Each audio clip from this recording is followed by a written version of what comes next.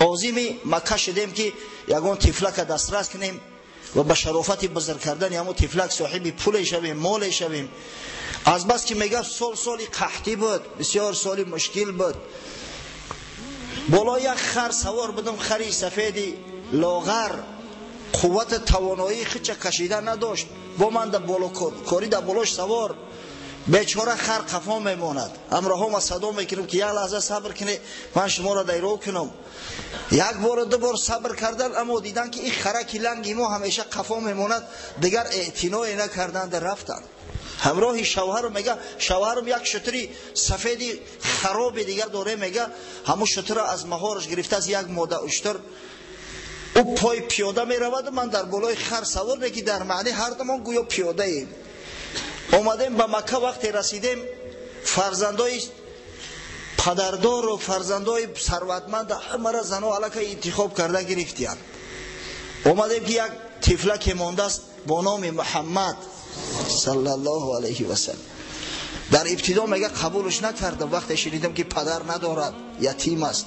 واقعا بیچاره یتیما در دنیا بسیار عذاب میکشند، مشقت دارند. کودکا که به خاطر پدر مهربانی میکنن، اگر پدر نباشد چی بسا کسای سنگدل هستن که اعتنا نمیکنن.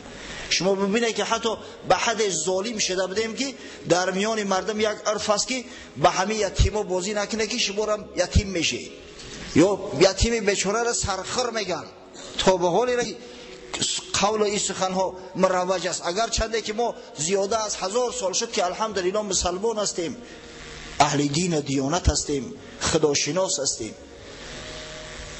شیخ سعدی از زبان حضرت رسول الله صلی الله علیه و سلم سروده است: مرا باشد از درد طفلان خبر، که در خوردی از سر برفتم پدر. من آنگه سری تاجور داشتم، که سر در کناری پدر داشتم.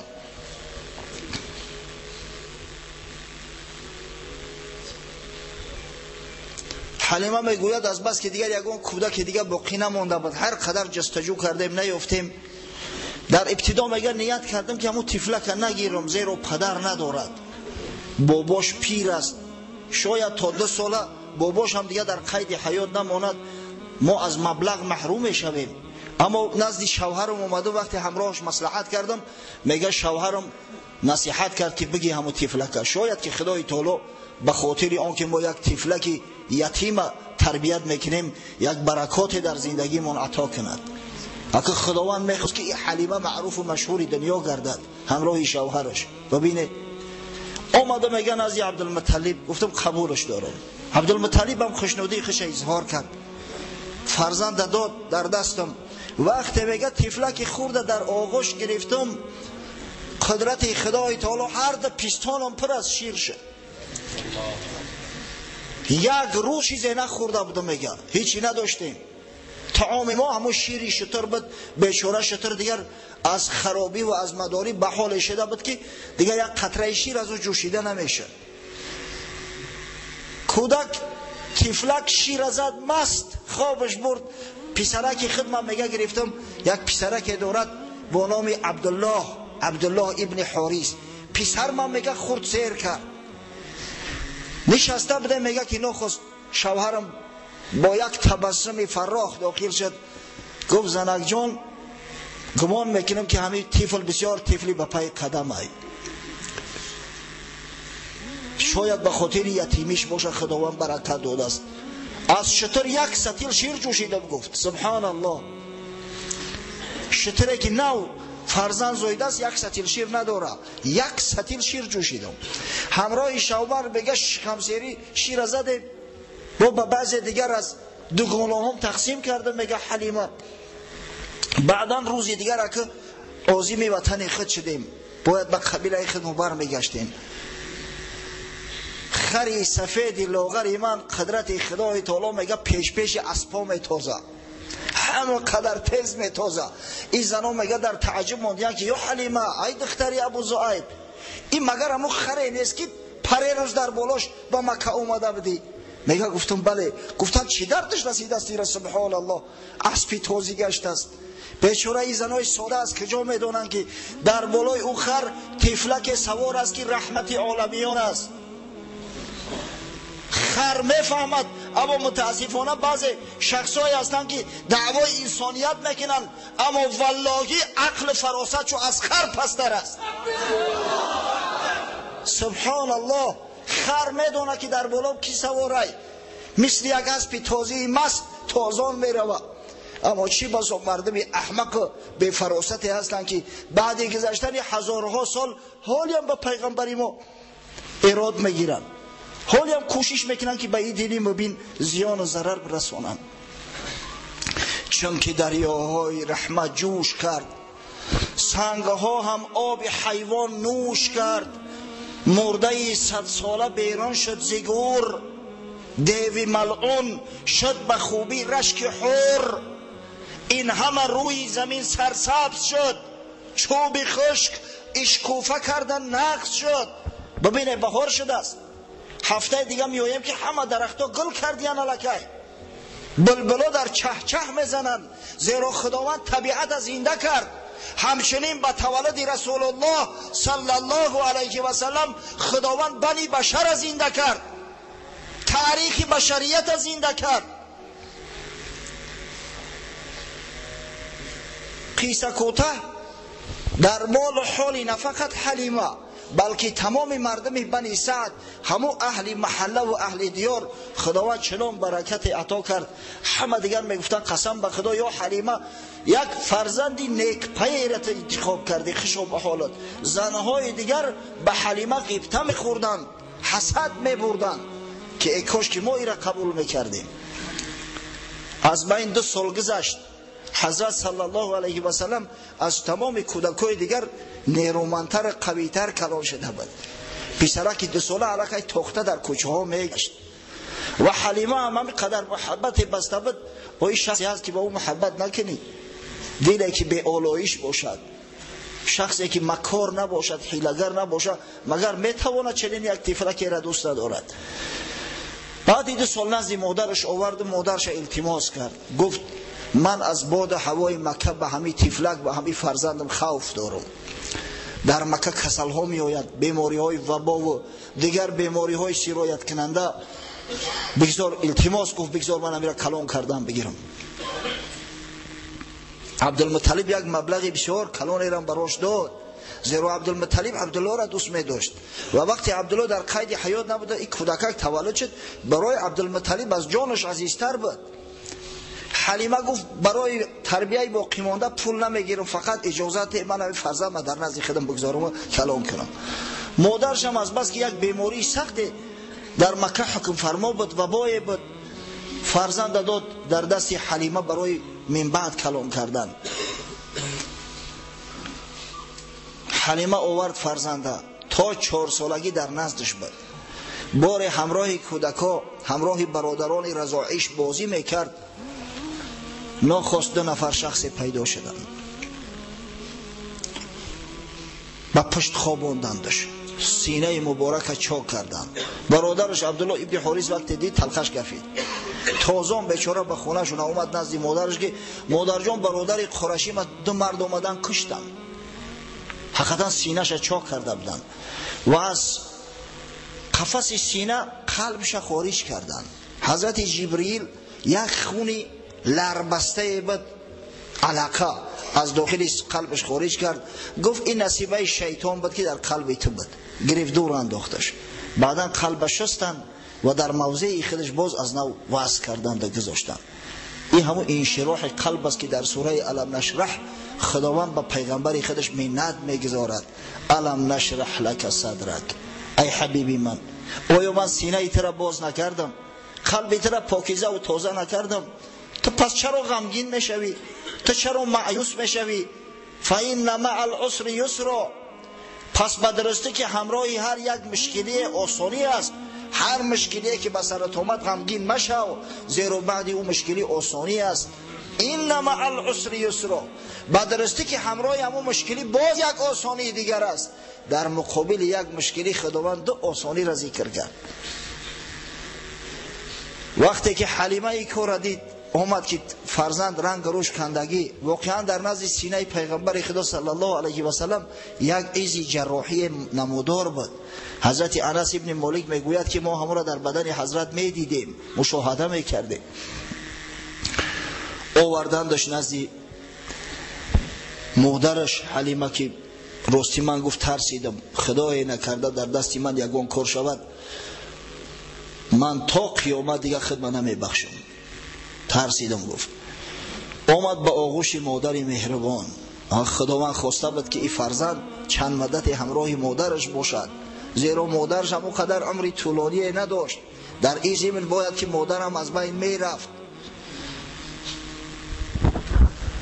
باره در سین 6 سالگی رسول الله صلی الله علیه و سلم حضرت به مادرش مراجعت کرد که مادر جان پدری من کجاست؟ من میگم که محمد ابن عبدالله هستم، من عبدالله در کجا است؟ مادرش گفت فرزند عزیز پدرت از دنیا گذشته است، در خاک مدینه منوره گور شده است، اگر خواهی گفت میریم قبر پدرت هم ببینیم. گفت بسیار میخواهم. ببینه این طفل به حد عزیز بود که عبدالمطلب با وجود همون 30 سالی کلانش همه کارش ترک کرد، رختی سفر بست و رسول الله صلی الله علیه و سلم را همراه مادرش و یک کنیزی که از پدر برای او مانده بود ام ایمن برکه سوار شتر کرده عازم مدینه منوره شدند. 500 کیلومتر راه طی کرده و به مدینه آمدند. آمد مادری مشفقشم قبر شوهری را که هنوز از بوش سیر نشده بود، از دیدارش سیر نشده بود، همگی 1 ماه زندگی کرده بودند، زیارت کرد و فرزندش نشان داد و هنگامی که باز میگشتند خفا می آمدند در منطقه ابوا که بین مکه و مدینه است مادرش هم از دنیا گذشت. طفل 6 ساله یتیم ماند، از پدر و مادر جدا شد. عبدالمطلب طفل در آغوش خود کشید، آوردش، از فرزندای خود بالاش میگذاشت. از این خاطر بود که خداوند متعال به حبیبش محمد صلی الله علیه و سلم تاکید کرد الم یجد که یتیما فآوا. ای حبیبی من، مگر ترا الله بزرگ یتیم نیافت، از پدر مادر محروم نیافت؟ من ترا مگر معبود نداد خداوند؟ مگر برای تو سرپرست صاحب درکی از پدر و مادرت کمی نداشتن وضع نکرد؟ حتی در کتب تاریخ آمده است عبدالمطلب سرور قریش بود. برای او در نزدیکی خانه مکه، خانه کعبه، یک گله میپرداختند، یک فرش بالاش تنها می نشست، در اطرافش پسرای برومندش حلقه زده می ایستادند. کسی اجازت نداشت که در وقت نشستن عبدالمطلب در پهلوش نشیند. اما حضرت صلی الله علیه و سلم وقتی که می اومد عبدالمطلب صداش میکرد در پهلوش میشیناندش. باره امکاش یک کمی سیاستش کردن که این کارا نکن، اگر بابات دعوت هم که کرد نیا، ای بس تو نبیرش میشوی و وقتی او بابات میشینه ببین که ما مردکای کلان زن و فرزندار در حضور پدر ما نمیشینیم، تو چرا در پهلوش میشینی؟ حضرت 1-2 بار از خجالت نزدیک نشد، اما عبدالمطلب صدا میکرد که کو پسری مرا بیاره، پسر ما پیدا کنه. تا پیداش نمیکردند در پهلوش نمیشیش، آرام نمیگرفت و فرزنداش میگفت که این فرزند این در وجاهتش دیده میشود که این از شما فرق میکند، این دیگر کس است، این از تمام قریش فرق میکنه. انشالله من از الله بزرگ امید دارم که این فرزند ما را یک شخصی برومند بزرگ میکند. وقتی که حضرت صلی الله علیه و سلم 8 ساله و 2 ماهه و 10 روزه بود، عبدالمطلب هم در سکرات مرگ افتید.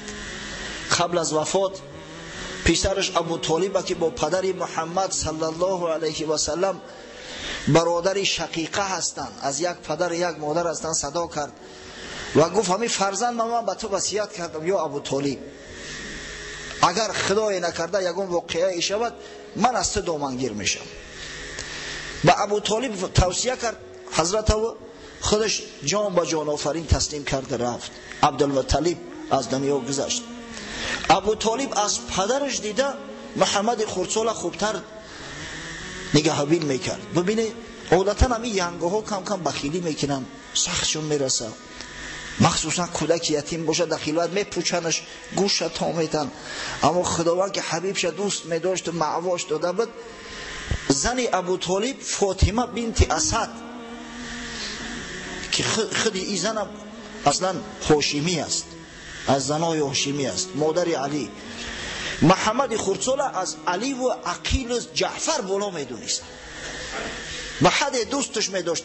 خداوند فاطمه را به اسلام مشرف گرداند و این فاطمه مادر علی به مدینه منوره هجرت کرده است. در مدینه گذشت، در قبرستان بقیع به خاک سپاریده شده است. وقتی فاطمه بنت اسد از دنیا رفت، حضرت صلی الله علیه و سلم گریست در بالای تابوتش، گفت خدا رحمتت کنه که تو قسم به خدا جای مادر ما پر کردی. وقتی که تو مرا تربیه کردی من همین بی مادری را احساس نکردم، تو واقعا برای من یک مادر خیرخواهی هستی. بعد دعا کرد که پروردگار رو رحمت مغفرتش کن همچنانه که این مادر ما را تربیه کرده است. ابو طالب گفتیم که حضرت بسیار دوست می داشت.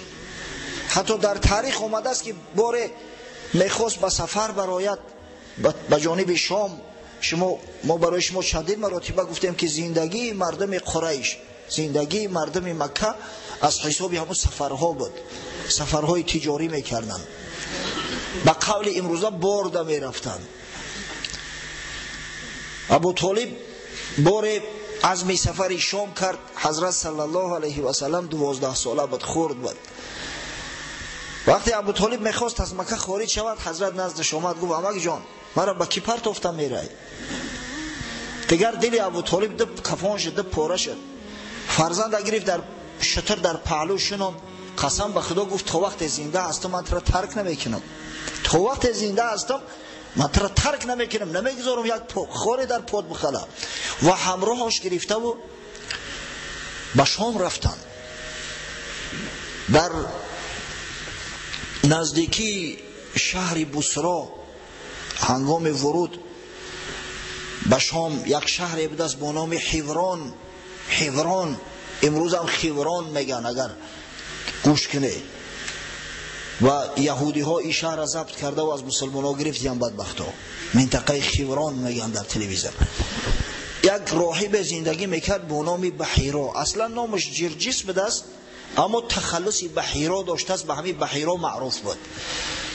وقتی که خریستیان ها پاپ شدن، کاردینال شدند، از او بالاتر پاپ شدند، به غیر نامشو باید تخلصی دیگر را میگیرن.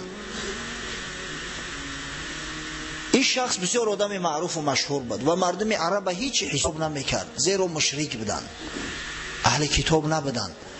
این بار از بالای همون صومعش پایین فرومد، از همون منستیرش پایین فرومد، آمد در میان مردم عرب، همون قریشی ها کاروان که نو فرومده بود، جستجو کرد، حضرت پیدا کرد، دستش گرفت، دستش بوسید، پسری 12 ساله را، گفت هذا سید العالمین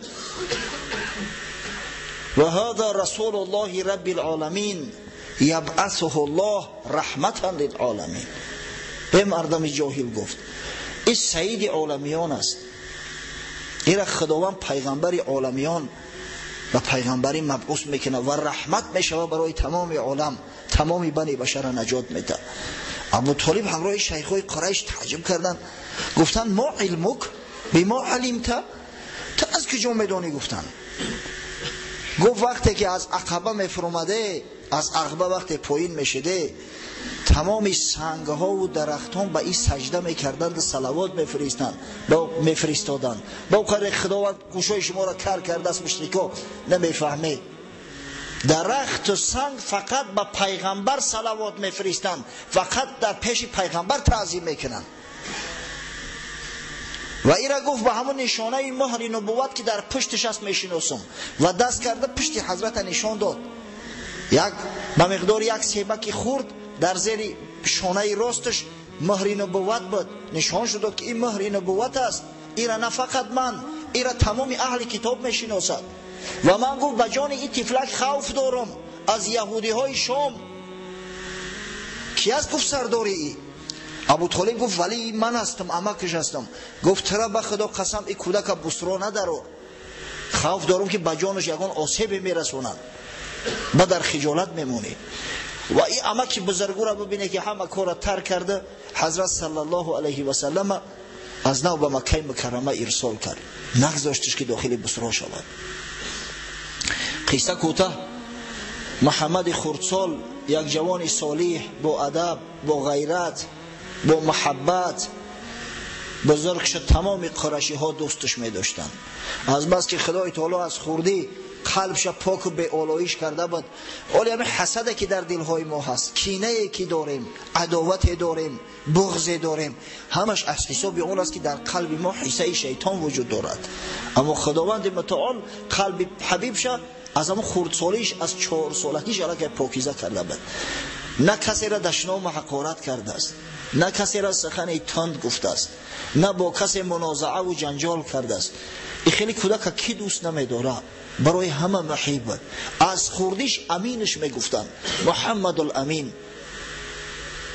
امین کسی را میگن که خیانت نکند، امین کسی را میگوین که امانت پاس دارد، امین کسی را میگوین که راست قول باشد، راستگو باشد، راست گفتار و راست رفتار باشد.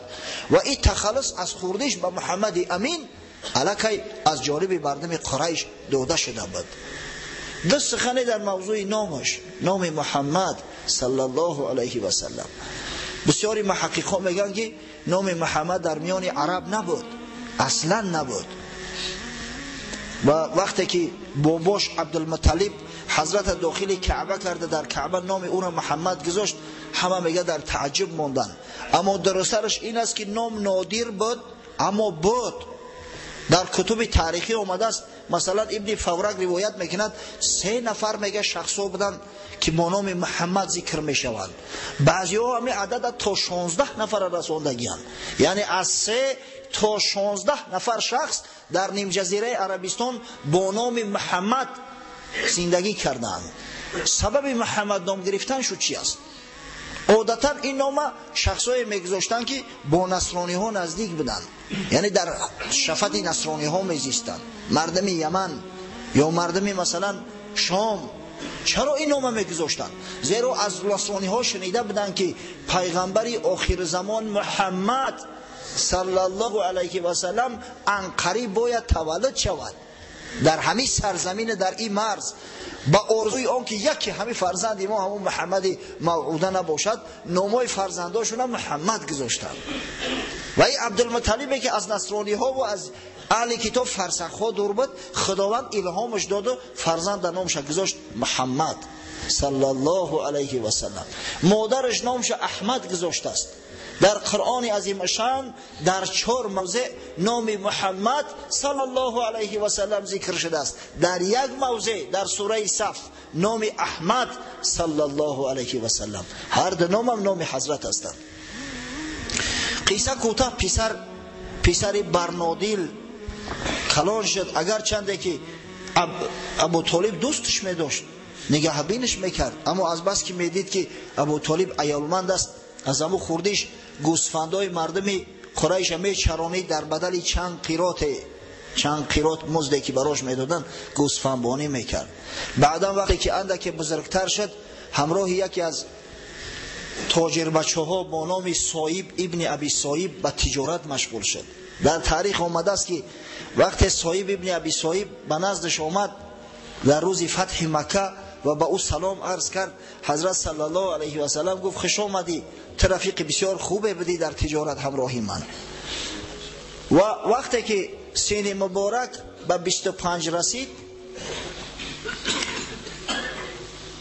خدیجه بنت خویلد، زیباترین زن قریش، ثروتمندترین زن قریش، زنی که به حد آبرو و عزت داشت که در دار و ندوه، در دار ندوه هم حتی میرفت مصلحت مشورت میداد و هر سال برای تجارت کاروان میفرستاد.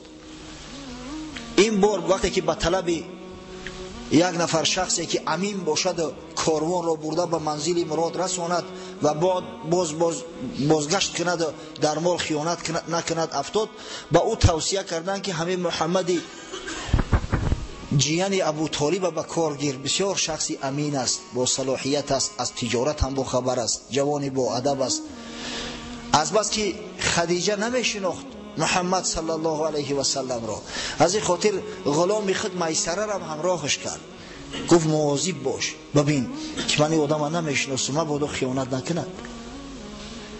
میسره در مدت سفر تا به شام خود عاشق شیفته محمد صلی الله علیه و سلم شد. رفتار و کردار او را دید، سخنهای شیرین او را دید، معامله و مناسبت او را دید. وقتی دید که برای مال خدیجه که موکل است، این را وکیل انتخاب کرده است، چقدر سعی تلاش میکند و بعضی چیزهای دیگر هم پیخست کرد. آدمی به عقل و به فراست زود همین چیزها را درک میکند، اما آدمی به عقل و به فراست مثل خر زعم کرده و بمیشینه. میسره هنگامی سفر دید که بعضا وقتی که آب شد تمام میشود، قدرت خدای تعالی در صحرای بی آب و در گرمی تابستان ابر پیدا میشود و میبارونه.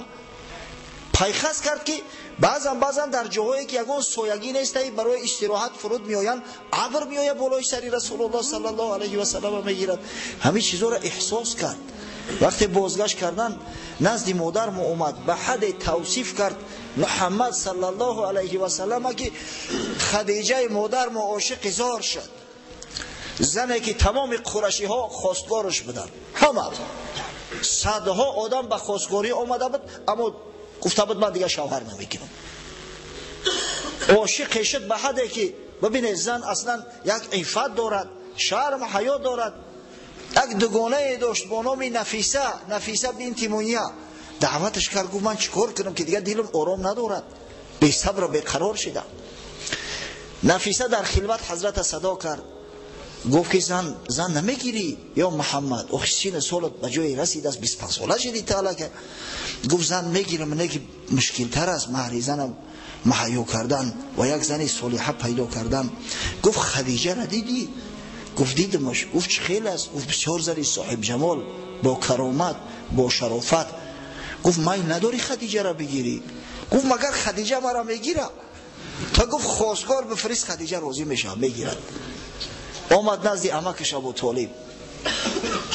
ببینید یک هفته پیش در حصار بودیم، یک برادر حاجی سوال کرد که آخه حضرت صلی الله علیه و سلم اینقدر خوشرو بود است، حسن جمالش از حسن جمال یوسف زیباتر بود، پس چرا از خودش کلان زن گرفت؟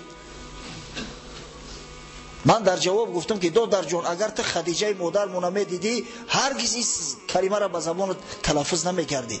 چی بسا زنایی هستند که از 100 دختر باکیره زیباتر هستند، مگر همین را ندیده؟ تصور کنه که بعضی زنایی هستند خاصتا همین برای زنی زیبا را ایام تراوت و شکوفاییش از همین 30 تا 40 سالگی است، پره خشرو میشود. عادتا دخترها خرابتر میشوند، قاقله. نه که وقتی که زن اگر زیبا و صاحب جمال باشد تا چند وقت خچ پر کرد به نهایت صاحب جمال می شود. به حد مادر و خوشرو بود که در قریش زن به زیبایی او نبود است. همه مردها شیفتش بدن. با نزد ابو طالب عمکش وقت این سخن گفت، ابو طالب گفت بچم خدا داد خشا به حاله. آمد خواستگاری کرد و مادر و خدیجه به نکاح حضرت صلی الله علیه و سلم در اومد و جان و مال خودش فدای حضرت کرد. جان و مالش در خدمتش قایم بود. به حد حضرت دوستش می داشت، به حد دوستش می داشت. بعد وفات بی بی خدیجه تصور کنه که تا زمان بی بی خدیجه مادر و زنده بود، حضرت آرزوی زن نکرده است.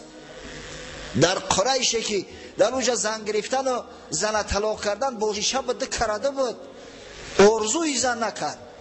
بعد وفات مادرمو در نزد زنهاش بعضا وقت سخن از بی بی خدیجه مادرمو می افتید، به حد تعریف توصیفش میکرد، حضرت بعضا از چشماش اشک جاری میشد است. بی بی عایشه مادرمون میگه که ما غیرت علی احد من نساء رسول الله صلی الله علیه و سلم ما غیرت علی خدیجه.